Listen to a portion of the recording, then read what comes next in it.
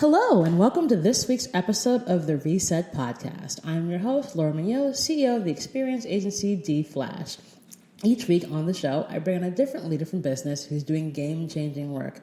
And this week's episode is really no different. I'm super excited to have Justin Thomas-Copeland, president of Rapp New York and Rapp Well, who will be here talking about his crazy journey from around the world, how he's built up an incredible background, and is taking this incredible storied agency to new heights. Take a listen. Hi, Justin. Hi, how are you, Laura? I feel like you're English. I am. Funny, me too. But you have the accent I used to have when I was a wee child, and you've kept it. Good for you. It's always great to have a fellow Londoner on the show. So every time I start off a show, I ask the same question, and I'm always excited about the answers, and I feel like yours is going to be hilarious. Justin, what was your first job? Excellent. Well, first of all, I want to thank you for this opportunity, and I'm super excited to be here. So my first job was working in a shoe shop in North London. I was 15 years old, and I was selling shoes as a supervisor on Saturdays. So it was a Saturday-only job because of my age. Of course. That was my first job, and it really kicked off my problem, which is an addiction to shoes. So we will be taking a picture of Justin's incredible shoes, and you literally are the epitome of your first job because you have on these gorgeous camel and I want to say green paisley boots that are just spectacular. So I'm like, this is it. This is how it started. So it started with shoes. It started with shoes. It also started, I was selling, so I had to work out how to understand what people needed and then look at how I could get them to, well, obviously satisfy that need, but get them to think about other things. So come in for one pair, maybe leave with two or three, and get some polish and some other accessories. So that was always my thing, like how loaded could I let people leave the shop in terms of bags they were carrying. Because you had to get commission on this. Absolutely. That was the model. The business model was clear. So yeah, nothing has really changed. Nothing's changed. How was it living in north of London? London was great.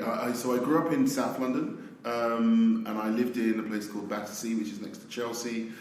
We discussed that we were like neighbours, right? Yeah. So I was in South London. I grew up in what we called a council estate, but public housing.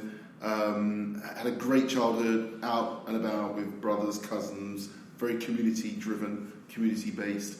And then moved to North London when I was 11, but kept going to school in South London. So I was a 2-hour commute each way.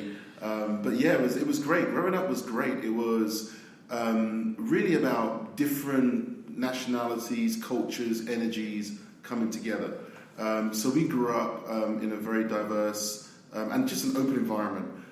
It was in the 70s, so there was a lot of nationalistic energy in the air as well. So I wouldn't want to sort of hide that. Those who lived in London will know there was a National Front and things like that that we were aware of. But to be honest, it never really got in the way of how we lived, friends we made, and just kind of the fun we had as children.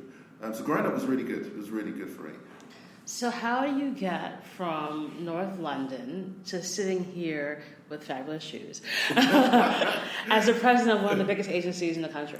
So here's what happened. First of all, my mother worked in advertising for about 35, 40 years.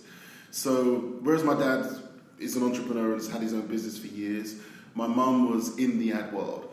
I was first exposed to the ad world when I was probably about, I want to say 12. After school, I'd go to my mum's office in the centre of London, and I would just be taken aback by whether they were looking at copy, they were looking at creative. The creative department would sometimes make our birthday cards, so there'd be caricatures of ourselves, so I'd understand, the art and how art would come to life and funny headlines.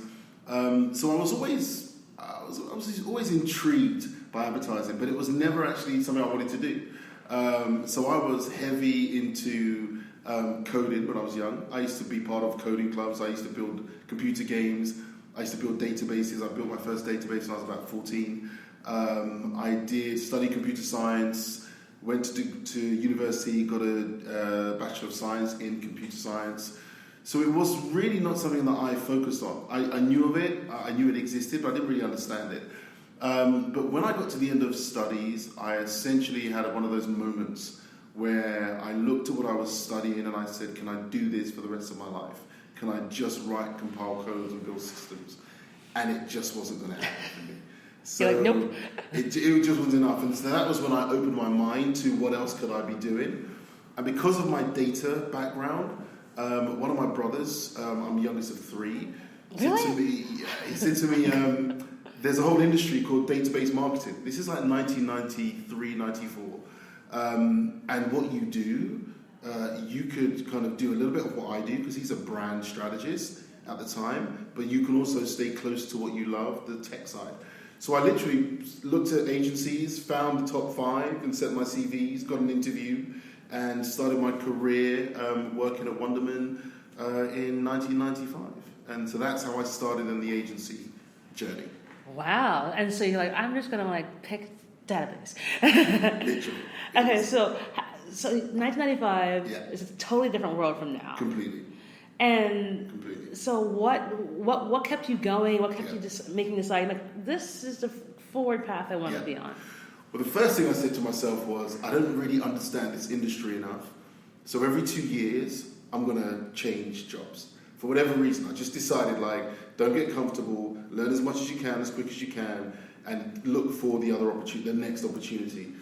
So if you look at my CV, if you go on my LinkedIn, you'll see the first 10 years, I literally moved every 2 years, right? That was like a deliberate strategy. Because I wanted to work in different places. I wanted to see what was out there, because I didn't know enough. It was all new to me. And I also wanted to kind of start to, in my mind, see what was possible. Because I didn't really know what was possible. And so for me, it was kind of allowing myself that freedom to move around and see what was out there and see what sort of stuck with me. And I never really looked back. I never put any limits on that. I didn't think that was a risque strategy by looking for something new. I didn't really think about the politics of, or the CV kind of reflection or any of those things. I was free-spirited because it was a new world. And I treated it as an adventure and a journey. And I don't think I've ever stopped doing that, to be honest. Wow. And so for you, how does that journey get you to be standing here in New York? Because obviously you're in the UK and you've been all around the world.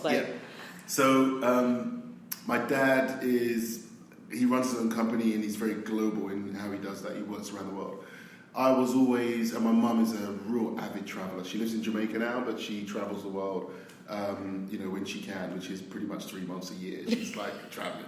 So travel is in our blood, and it's something I always wanted to do. I always loved languages as well.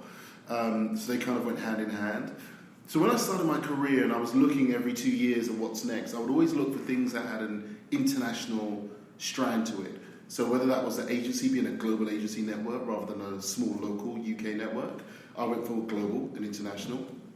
And I also went for clients that were global clients, if I could get my hands on them. So it meant that I would be in agencies that had a network, and then I would try and get roles in the network. Or they were working with clients that were global in scale, so that would offer through projects or through work, because at that time I'm much more junior, a view of how that could scale to other countries. So specifically, my first job I worked on Ford as the client, and I worked on their loyalty program, and that then scaled to several countries. And because I was working in the heartland, which was the UK, of where that program was delivered and developed, I was then a voice of helping that go to other countries in Europe. And then I sort of put my hand up to, this is 1996, to be part of a team that pitched for the Ford internet business. And we won that. And suddenly I was building their first website, Ford.co.uk. In 1996. 1996. So I was part of that team. And we built the UK website, Ford.co.uk. And then that was rolled out to 8 European markets. And I was literally put on a plane with the website loaded in the cache memory, because in those days, there's no Wi-Fi, there's no dial-up. Oh my gosh. And I went around Europe to the local Ford national sales companies, to the marketing teams, and sold in the website. So that was my first real kind of being on a plane, on my own, being accountable, and working across markets. So it's sort of things like that just really helped me get to this point today. And I'll also add that when I was studying at university, I did an internship, and I did it for the European Commission. So again, whereas people were looking for local, sort of big UK companies, I looked for European or global, and I managed to find an internship in the European Commission. So I moved to Belgium from the UK for a year as an intern. And I think it was just those like building blocks that I never looked back. So I did the forward thing. I then moved agency in my 2-year cycle, went to another agency, worked on Microsoft. And that again afforded me international opportunities to go from the UK to Europe to Middle East with Microsoft and some of the programs we were developing. And it's just never stopped. So I worked for WPP, then I moved to Havas agencies. I actually spent some time at an Omnicom agency in the early 2000s. And then I was fortunate enough to land a CEO position at an agency in Brussels.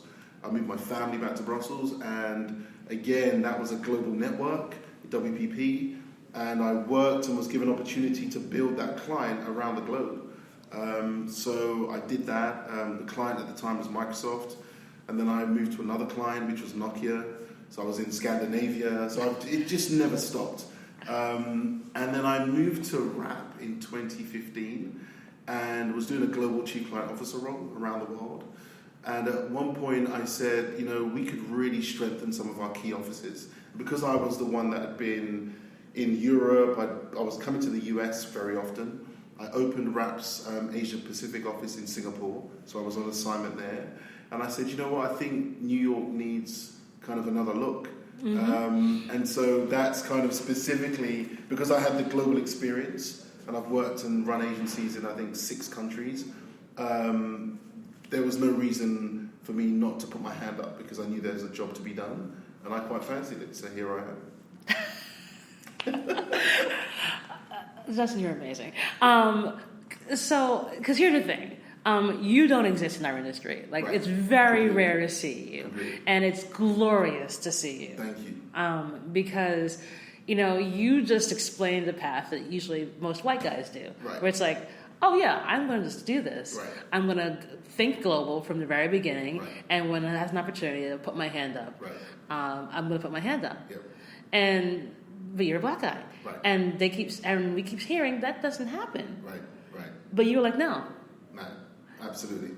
And along the way, I'm sure people were like, hey, wait, you're the dude. How's that been for you? Because, I mean, we were talking about this earlier about like what it means to be the only one, and but also sort of knowing from the beginning you're going to be, so what? And so how have you kind of tackled that when you've been in business and ridden it to excellent success? I think first of all it's the upbringing that I've had, right? I was raised in a very open community, different nationalities. Yes, there were certain energies that we just didn't really pay any mind to in society at that time. We were sort of first generation children coming in, growing up in the UK, right? My parents came over from Jamaica and the Caribbean when they were sort of 12, 13. But we were told that just get on with it. Like, you're going to have to work harder. You're going to have to be smart. You're going to have substance. But if you can deliver on those basics, now just get on with it. Make no excuses.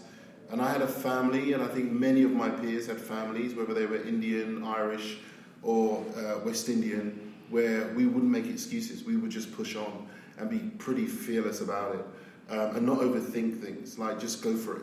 So I think for me, being the only one was part of my preparation in life. I saw that, when I was playing at school, when I'd be in the football team, I was the captain. I was a rare black boy captain in their football team. Which position did you play? I was a midfielder, so soccer or football, and then I moved to sort of striker. I was thinking striker. Yeah.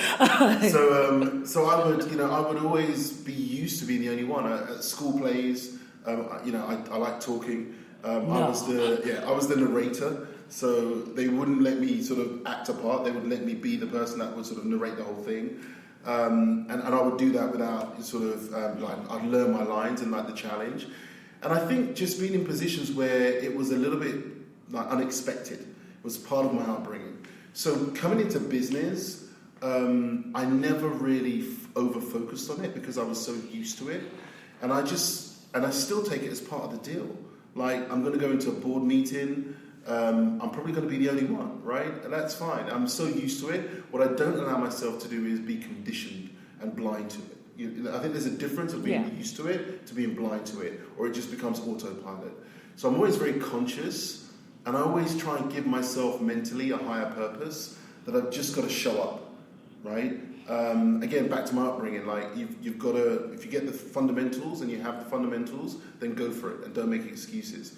So I always want to show up. I don't want to hide behind excuses. I don't want to play the card of being the only one. I want to contribute, and I want to show that I've got something to give the group. I think that's really important.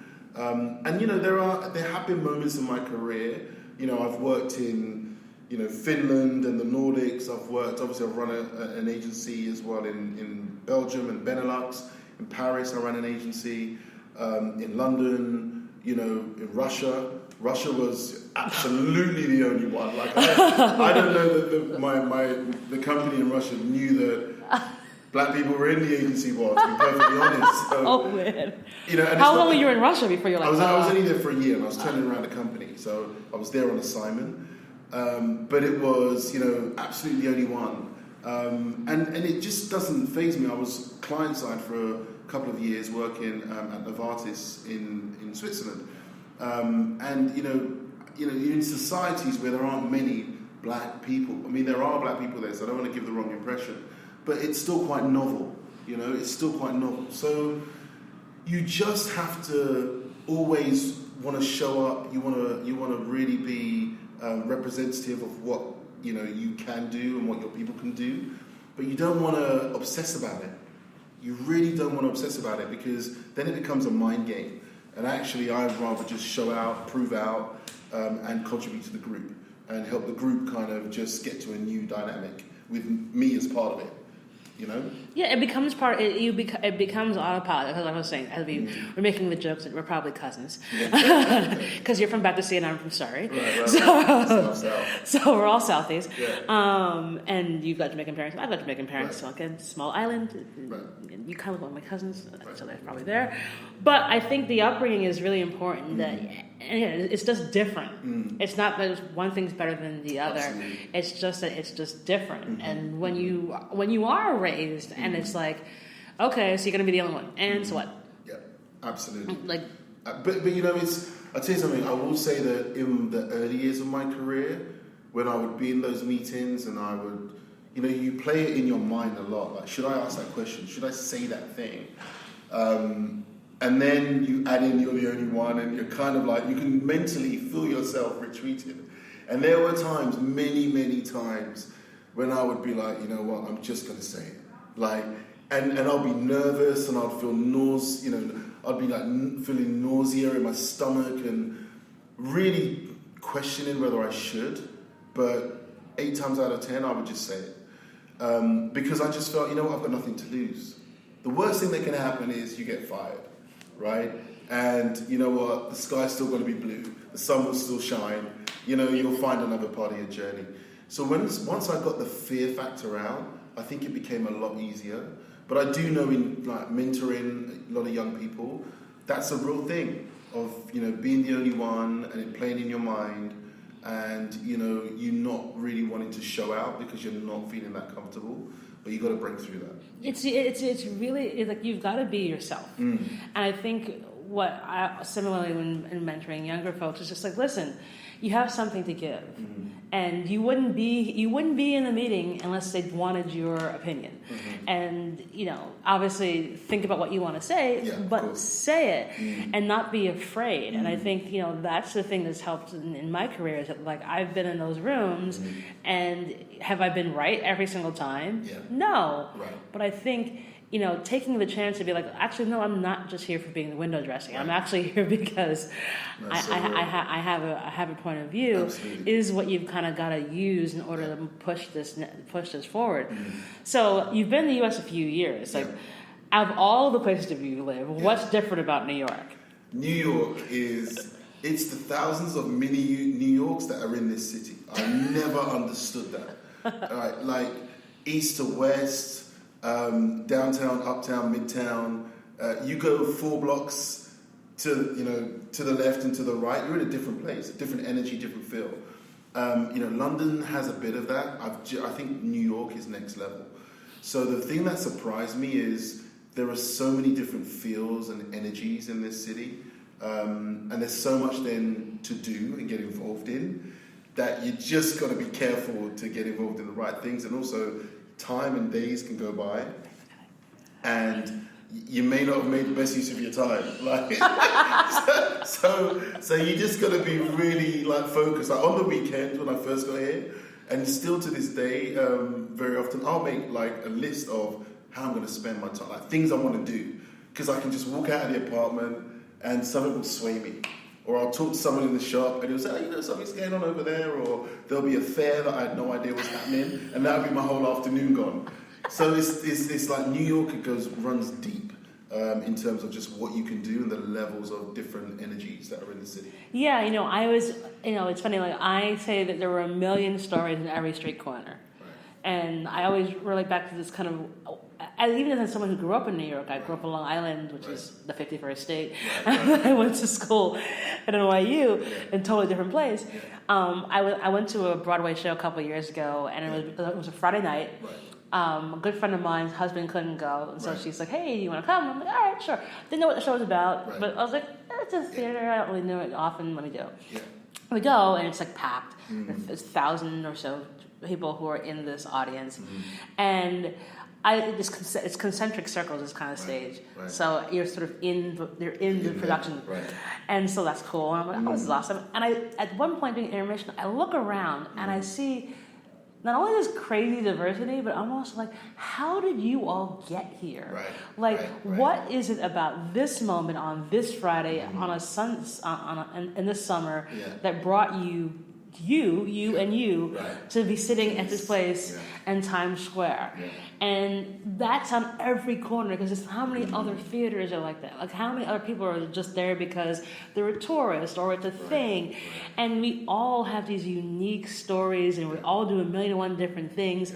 And there is really nowhere else in the world where you get that, where you literally could be anybody sitting next to you and have this incredible story. And that's what's so cool and interesting about New York. You literally never know. Yeah, you never know. It's unbelievable. And it's only since I've been here that I've recognized and realized how deep it runs. I've been coming here for years for business. But you're in a hotel, you go to the meetings, you go home. Living here has just been has opened up a whole sort of view on just the depth of the city. It's a great place. Have you been to the Caribbean Day Parade? Yeah, but I went Labor Day. I went there years ago because I have friends that moved here. I want to say 25 years ago. One really close friend, and so I came for Labor Day, and then I went to the carnival here, the parade, the flag day, and unbelievable, unbelievable. Really? I'm one of those bougie Jamaicans that will never go. I went, and 20 years ago we joined it. We were in Crown Heights, so it was whoa, this is deep. This is different from Notting Hill Carnival. This is a whole different level. It's a whole other level. It's I can watch it on TV. Yeah, I feel that. It is a lot. It's a lot. It's a lot. And also, I feel like if I do go, then I'll be forced to whine and wave, and then all of a sudden I'll be in feathers. It'll just be a thing, and I'm just no. It will be a thing. But I think it's also really interesting because from just you get to see a piece of your culture in a way that you don't see anywhere else. As much as I love the homeland, it's just different. It's different. It's very different. And there's so many of us who are here where it's like wait a minute, okay, your parents are Jamaican too, and you're Jamaican. Oh, okay, so you all have the same thing. Absolutely. So now that you're at Rapp, what's sort of the deal with you at Rapp? What's been your mandate and what are you doing? Yeah, so I was talking to someone actually this morning from Google, and actually our head of strategy. So I was brought here to turn the office around and really bring it not so much to where it needed to be, but elevate it to go beyond that, right? So everyone now is talking data, analytics, creativity. Simply put, it's what Rapp have been doing for years. But also, when we looked at our New York office, and I looked at the office with Marco, our global CEO, and we knew that we could do more, right? So my mandate was to go in, rebuild the team, the leadership, rebuild our voice in the market, help us to be active and competitive in the market again, connect much deeper into Omnicom, so networks, again, back to my own network kind of DNA, bring some of that to the network, and stand up the New York office as the global flagship office, please. Like, can we do that? Can we do that? Yeah, can we do that? So that was kind of the mandate was, and you've got to do that for us, help us to do that.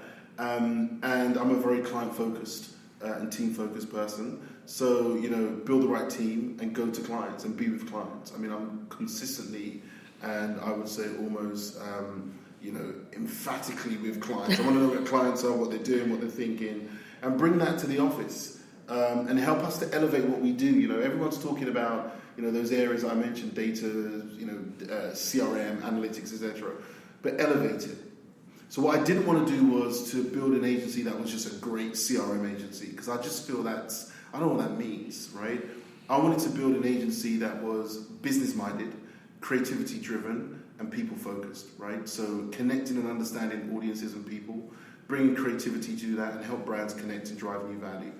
But have an elevation of that to a business audience. So we had to get into the C-suite with clients, be much more senior partners than just execution partners.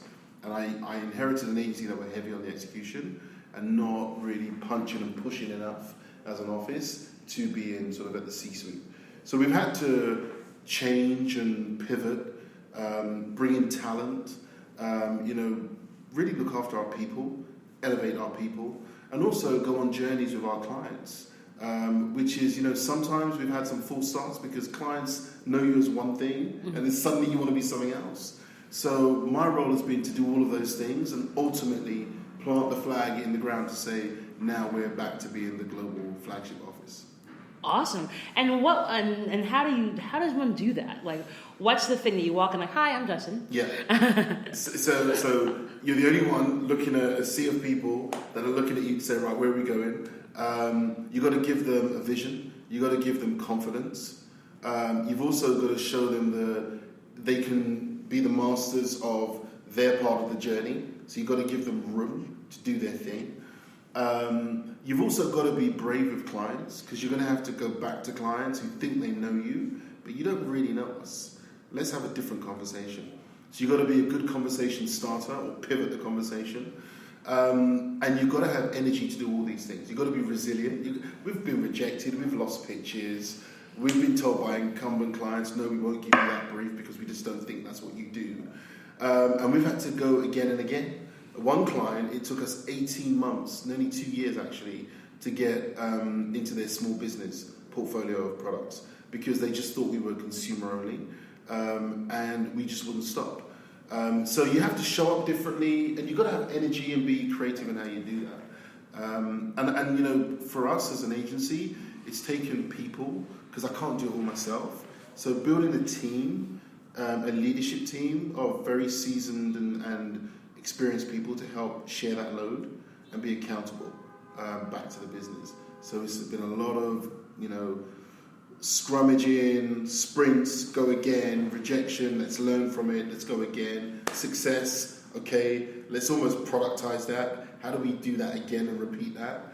It's all of those little things, common sense, rules heavy, when you're trying to turn around a company. Like common sense. You can read all the books that you want, you can think about all the techniques, and they're all great, and we've all read the books and think about these techniques, but you just have to have a common sense way of approaching clients and trying to get briefs and thinking and talking about your work and being really, I think, humble to learn as you go on that journey.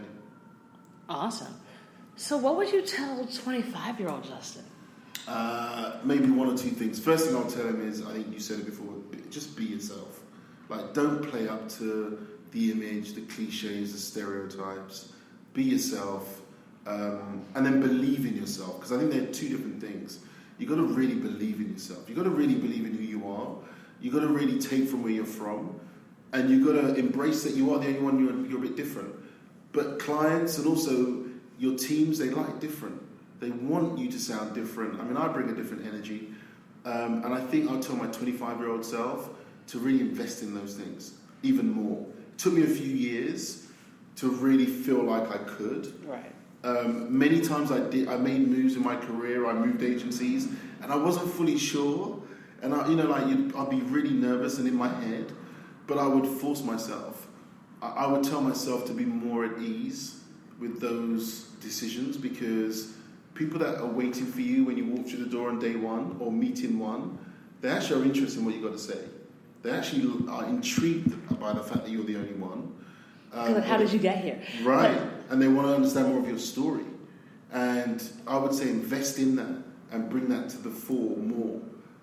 Because maybe, my 25-year-old self, I was kind of caught between, playing the game, if you will, and being me, and kind of going between the two. Mm-hmm. I would say just be yourself, be you, and believe in yourself. Awesome.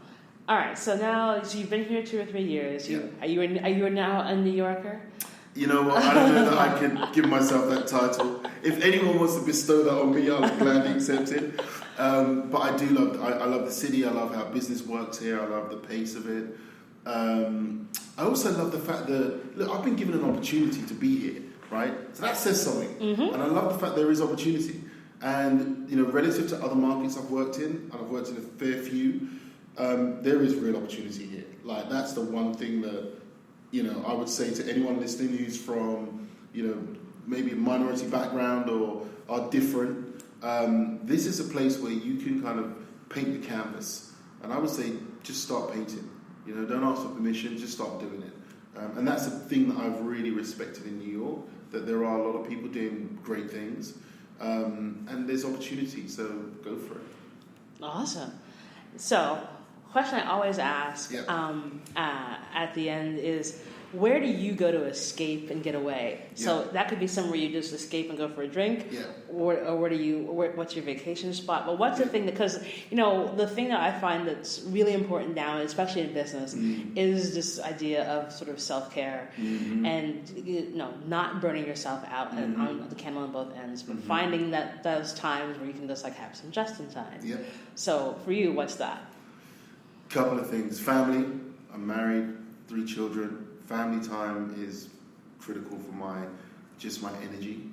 But when it's really just Justin time, I love to read.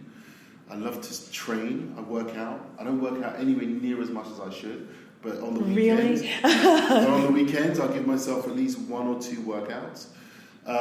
Every morning I get up without fail. I sort of take 5 minutes. I stretch. I do a little bit of kind of cardio. I do my press-ups. But while I'm doing things like that, I'm thinking about the day I'm going to have. And I think that really helps me. It just means that I have a moment, even if it's only 5 minutes, but I have a moment where it's every day I can just be a bit more mindful. And I don't want to come across like I'm some spiritual Zen guy. It's like just real practical me time. And then music. I'm big on music. I listen to a lot of music. I used to run a record label in a studio in another life. Why am I not surprised? Of course. But I love music. I love what music does. To just meet that rhythms and what it says to your spirit, and just oftentimes going beyond the lyrics into how the music sounds and how it makes you feel. So if I've got a certain type of meeting, I'll listen to a certain type of music. So I do things like that, which is great me time. And they just help me to kind of make sure that I don't burn out and, I don't go too deep and I come up for air. So those are things I do. Awesome. Well, Justin, it's been a delight having you on the show. We're going to put the name of the company that has his incredible shoes on the show notes. But it's, like I said, I was so thrilled when I saw that you were going to come on the show, because it's an honor to have someone like you on there, because it's rare to see us. Right. And when I get to see you just and this is what I do, is so delightful. So thank you so very much. Thank you as well. Thank you for your great work. All right, and that's our show.